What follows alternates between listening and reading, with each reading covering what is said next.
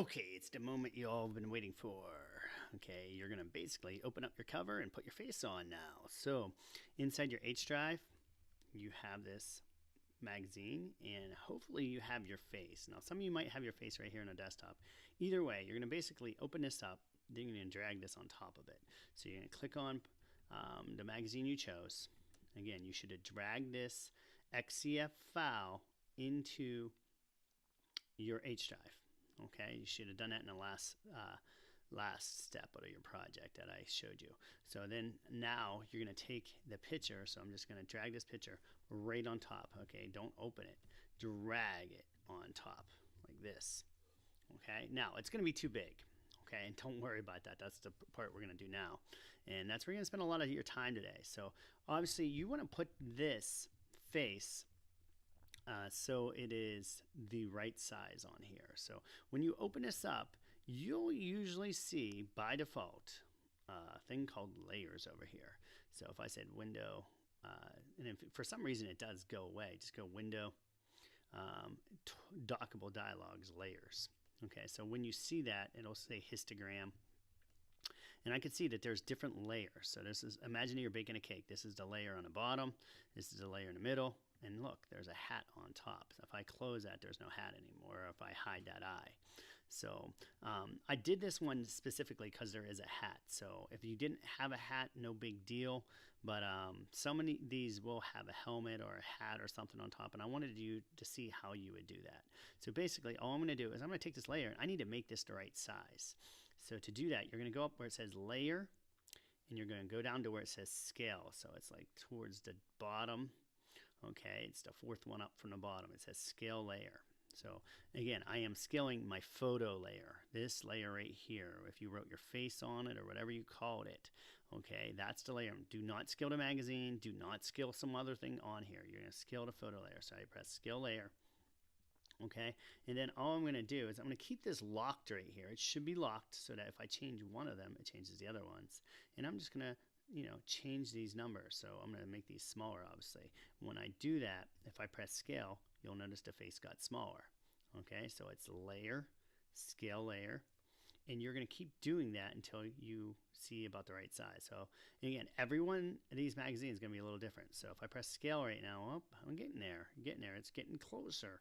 Okay, I'm going to press layer, again, scale layer, and continue to do that some more until I am happy. So let's just try that. 214. That doesn't look too bad. It still looks like my head's probably going to be too large. And again, you can always check this by if this is the move tool. If I click on the move tool of this layer and move this up, okay, because my hat is on top, I can tell if that's too big or not. And it definitely looks like it's a little too large. And so if your face is too large, it's not going to look real. And the whole part of this project is you want this to look real.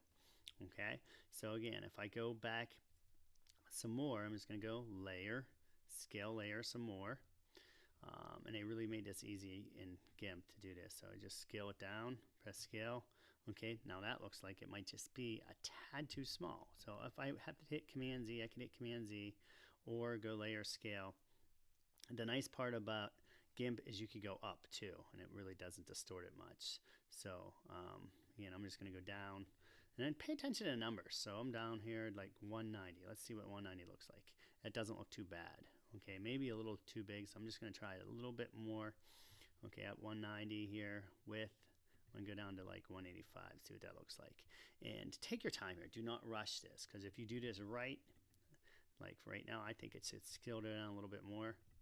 So 180 by 121, that looks pretty decent. Again, it's kind of matching my tie up there.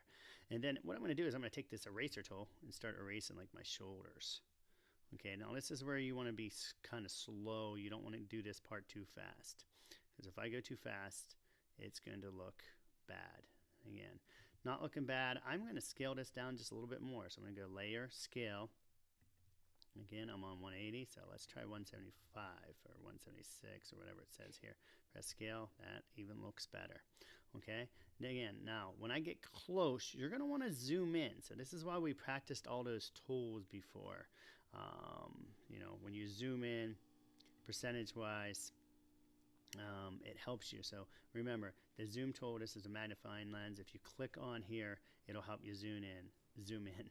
So then take your eraser and just kind of blend this as good as you can. So you're finding the right size, and then the rest of the time you're just going to take this eraser.